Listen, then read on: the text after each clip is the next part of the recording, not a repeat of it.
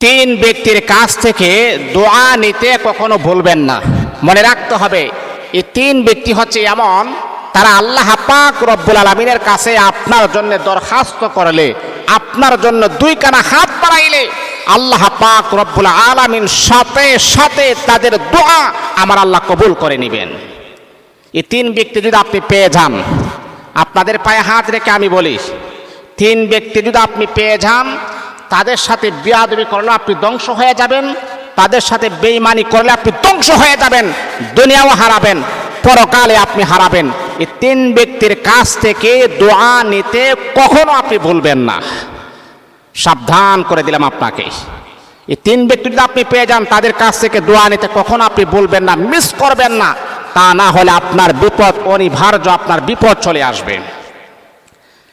মনে রাখতে হবে বাবা, কারণ হাদিসের ভিতরে আসছে বিশ্বনবী মুহাম্মদুর রাসূলুল্লাহ সাল্লাল্লাহু আলাইহি ওয়াসাল্লাম বলেছেন যে তিন ব্যক্তি, তাদের সম্পর্কটা আল্লাহর সাথে এতটাই গভীর, তাদের সম্পর্কটা আল্লাহ পাকের কাছে এতটাই পছন্দনীয়, তারা আল্লাহর কাছে দোয়া করলে, আল্লাহর কাছে হাত বাড়ালে আল্লাহ পাক হাসি মুখে তাদের দোয়া আমার আল্লাহ কবুল করেন। এই দিকে অবশ্যই আমাদেরকে সচেতন থাকতে হবে। তাদের সাথে বেয়াদবিও করা যাবে না। তাদেরকে পাইলে তাদের কাছ থেকে আপনি দোয়া নেবেন, বরকতের দোয়া নেবেন, আপনার গোটা লাইফ, গোটা জীবনটা চেঞ্জ হয়ে যাবে, পরিবর্তন হয়ে যাবে। তাহলে বাবা, কোন এমন তিন ব্যক্তি? হাদিসে পাকের ভিতরে বিশ্বনবী মুহাম্মদুর রাসূলুল্লাহ সাল্লাল্লাহু আলাইহি ওয়াসাল্লাম বলেন, যদি তিনজন ব্যক্তি যদি তোমরা পেয়ে যাও, তাহলে মনে রাখতে হবে তাদের কাছ থেকে তোমরা দোয়া নিবা, তাদের কাছ থেকে তোমাদের মঙ্গলের জন্য দোয়া নিবা। তাদেরকে বলবা আল্লাহর কাছে আপনি আমার জন্য দোয়া করেন, আল্লাহ পাক রব্বুল আলামিন যেন দুনিয়াতে আমাকে শান্তি দান করেন, পরকালে যেন আমার জন্য আমার আল্লাহ মুক্তির ফায়সালা করে দেন। এক নাম্বার হলো আল্লাহ পাক রব্বুল আলামিন কোরআনুল কারীমের ভিতরে আমার আল্লাহ তাদের ব্যাপারে কোরআনের আয়াত নাজিল করেছেন। আমার আল্লাহ বলেছেন, ওয়াকাদা রাব্বুকা আল্লা তা'বুদু ইল্লা ইয়্যাহু ওয়া বিল ওয়ালিদাইনি ইহসানা। আল্লাহ বলে, বান্দা তোমরা আমার ইবাদত করো সন্তুষ্ট মনে, খুশি মনে, আমি আল্লাহর গোলামি তোমরা করো। ওয়াবিল ওয়ালিদাইন ইহসানা, আর পিতা মাতার সাথে সুন্দর উত্তম ব্যবহার করো। এখনো আল্লাহর ইবাদত, আল্লাহ পাকের ইবাদত যে আয়াতের ভিতরে আসছে, সে আয়াতের ভিতরে, একই আয়াতের ভিতরে আল্লাহ বলতেছেন মা বাবার সাথে সুন্দর আচরণ করতে হবে। তাহলে বলেন তো, মা বাবার খেদমতের কথা কি পরিমাণ গুরুত্ব দেওয়া হয়েছে। এ বন্ধু আমার, বিশ্বনবী হাদিসে পাকের ভিতরে পয়গম্বর বলেন, কালান নবী সাল্লাল্লাহু আলাইহি ওয়াসাল্লাম, রিজার রাব্বি ফি রিজাল ওয়ালিদাইন ওয়া সাখাতুর রাব্বি ফি সাখাতিল ওয়ালিদাইন। পিতামাতার সন্তুষ্ট হলো আল্লাহ পাক রব্বুল আলামিনের সন্তুষ্ট। পিতামাতা যদি অসন্তুষ্ট হয়, তাহলে আরশের মালিক আমার আল্লাহ সন্তুষ্ট হয়ে যায়। ও বন্ধু আমার, পিতামাতার অবাধ্য সন্তান যদি সোনার মদিনায় জিয়ারত করে, হজ করে, এমনকি কাবা শরীফের গিলাফ ধরে কান্না করে, আমার আল্লাহ তার দোয়া কখনো কবুল করবেন না।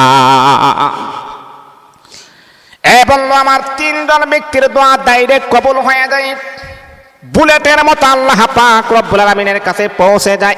এক নাম্বার হলো মা বাবার কাছ থেকে আপনি দোয়া নেবেন। মা বাবা যখন সন্তানের জন্য দুই কানা হাত বাড়ায়, আসমান আর জমিনের মাঝখানে কোনো পার্টিশন থাকে না, ডাইরেক্ট আমার আল্লাহ মা বাবার দোয়াটা কবুল করে নেই। আপনার যদি মা বাবা থাকে, মা বাবার সাথে নাফরমানি করবেন না, মা বাবার সাথে অন্যায় করবেন না, মা বাবার সাথে অপরাধ করবেন না, এমন কথা আপনি বলবেন না যে কথা বললে আপনার মার অন্তরে কষ্ট পায়, এমন কথা বলবেন না। উফি ওয়ালা তানহারহুমা ওয়া কুল লাহুমা কওলান কারীমা। মা যেন উফ শব্দ যেন না বলে, ওয়ালা তানহার, দমক দিবা না, দমক দিয়ে মার সাথে কথা বলবা না।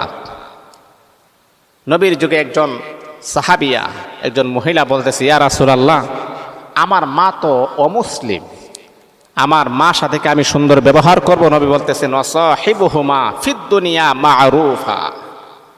অবশ্যই অবশ্যই তাদের সাথে সুন্দর আচরণ করতে হবে, সুন্দর ব্যবহার করতে হবে। যদিও তোমার মা অমুসলিম হয়, তারপর সুন্দর ব্যবহার করতে হবে, মার সেবা করতে হবে, মার যত্ন নিতে হবে, মার কদর করতে হবে। বিশ্বনবী মুহাম্মদুর রাসূলুল্লাহ সাল্লাল্লাহু আলাইহি ওয়াসাল্লাম এই মহিলাকে বললেন, মহিলা শোনো শোনো, দিলের কান লাগায় শোনো, তোমার মা এখনো অমুসলিম হয়ে আছে, তুমি মনে করতেছ তুমি মুসলমান হয়ে গেছো, এই জন্য তোমার মার হক তোমার আদায় করতে হবে না। না না, ইসলাম এটাকে সমর্থন করে না। ইসলাম বলে দিয়েছেন তোমার মা যদি কাফের হয়, তারপরে তোমার মার সাথে তুমি সুন্দর ব্যবহার করবা, মার সেবা যত্ন তোমাকে করতে হবে, মার কদর করতে হবে। কিন্তু মনে রাখতে হবে, তোমার মা যদি এমন কোনো আদেশ করে যেটা আল্লাহ পাকের নাফরমানি হয়, সে আদেশটা শোনা যাবে না। আর আল্লাহর পাকের নাফরমানি না হলে তোমার মার কথাও অবশ্যই তোমাকে পাই টু পাই মানতে হবে। তাহলে বোঝা গেল যে একটা কাফের মহিলা যদি আমার মা হয়, তার সাথে যদি এত সুন্দর কথা বলতে হয়, আর আমার মা তো মুসলমান, আমার মা তো মুসলমান, আমার মা তো নামাজি, আমরা তো কত মা বাবার সাথে কত নাফরমানি করি। বাবারে, হাদিস কোরআন যদি সত্য হয়ে থাকে, মনে রাখতে হবে মা বাবার সাথে যারা অবাধ্য আচরণ করেছে, মা বাবার নাফরমানি সন্তান, মা বাবা কষ্ট পেয়েছে আপনার কাছ থেকে, কিন্তু মা বাবা আপনাকে ক্ষমা করেন নাই, আপনি জানেন, তারপর মা বাবার সেবা যত্ন আপনি করেন নাই। আপনার ইবাদত বন্দেগী, আপনার নামাজ রোজা হজ যাকাত আল্লাহর দরবারে কখনো গ্রান্টেড হবে না, কবুল হবে না। কারণ মা বাবার অবাধ্য সন্তানের দোয়া আমার আল্লাহ কখনো কবুল করেন না। মা বাবার অবাধ্য সন্তানের দোয়া আমার আল্লাহ কবুল করেন না। সেই দিকে অবশ্যই আমাদেরকে ফোকাস রাখতে হবে, খেয়াল রাখতে হবে। এটা হলো এক নাম্বার। মা বাবার অবাধ্য সন্তান, তাদের দোয়া কবুল হয় না।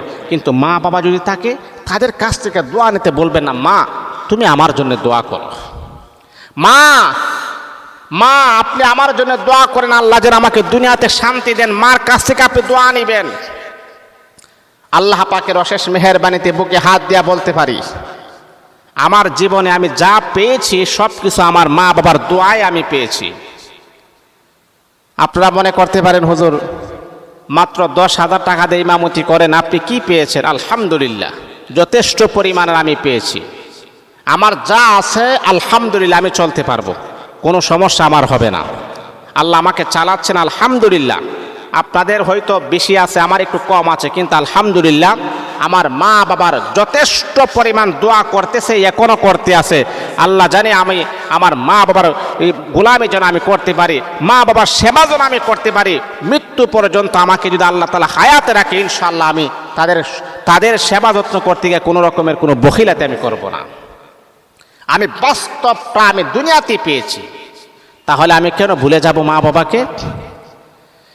তাহলে এক নাম্বার হল, 3 ব্যক্তির কাছ থেকে দোয়া নিতে কখনো বলবেন না। এক নাম্বার হলো মা বাবার কাছ থেকে দোয়া নিতে বলবেন না, কারণ মা বাবার জন্য সন্তানের দোয়া কবুল। মা বাবা যদি 2টা হাত বাড়াইয়া সন্তানের জন্য দোয়া করে, আল্লাহ তুমি তাকে মাফ করে দাও, আল্লাহ আমার সন্তানকে তুমি কোটিপতি বানায়া দাও, আল্লাহ আমার সন্তানের রিজিক তুমি বৃদ্ধি করে দাও, আল্লাহ আমার সন্তানের দুনিয়া এবং আখেরাতে কল্যাণ দান করো। বন্ধুরা আমার, আপনি জানেননি আল্লাহ পাক রব্বুল আলামিন বলেও আমার হাবিব মা বাবা যখন সন্তানের জন্য খুশি মনে আনন্দ মনে দোয়া করে, আমি আল্লাহ সেই দোয়াটাকে সাথে সাথে আমি আল্লাহ কবুল করে নেই। এটা হলো 1 নাম্বার। 2 নাম্বার হচ্ছে, রাসূল আকরাম সাল্লাল্লাহু আলাইহি ওয়াসাল্লাম বলেছেন, মুসাফির ব্যক্তি, যারা মুসাফির, বাড়ির থেকে আল্লাহ পাকের রাস্তায় বের হয়েছে অথবা দূরে এক জায়গাতে সফরে আছে, মুসাফির যারা সফর করে, 48 মাইল থেকে বেশি যদি হয়ে যায় বা 48 মাইল যদি হয়ে যায়, তখন তাদেরকে মুসাফির বলা হয়। এই মুসাফির ব্যক্তি, তাদের জন্য কসর নামাজ পড়া, যেমন 4 রাকাত নামাজ পড়লে তারা 2 রাকাত নামাজ পড়ে, তাদের জন্য ছাড় দেওয়া হয়েছে। তা মুসাফির ব্যক্তি যদি আপনি পেয়ে যান, তাহলে বাবা আমি আপনাকে বলবো, ওই মুসাফির ব্যক্তির কাছ থেকে দোয়া নিতে কখনো ভুলবেন না, কারণ আল্লাহ মুসাফির ব্যক্তিকে ভালোবাসেন, আর ভালোবাসার মানুষের কাছ থেকে আপনি দোয়া নেবেন, আপনার দোয়া আমার আল্লাহ কবুল করে নেবেন। বন্ধু আমার শোনাব, যদি কোনো মুসাফির ব্যক্তি যদি আপনি পেয়ে যাও, তাহলে তার কাছ থেকে তুমি দোয়া নিবা। ওই মুসাফির ব্যক্তিকে বলবেন, রে ভাই, এমন এমন সমস্যার ভিতরে আছে, আপনি আল্লাহ পাকের কাছে আমার জন্য আপনি দোয়া করেন।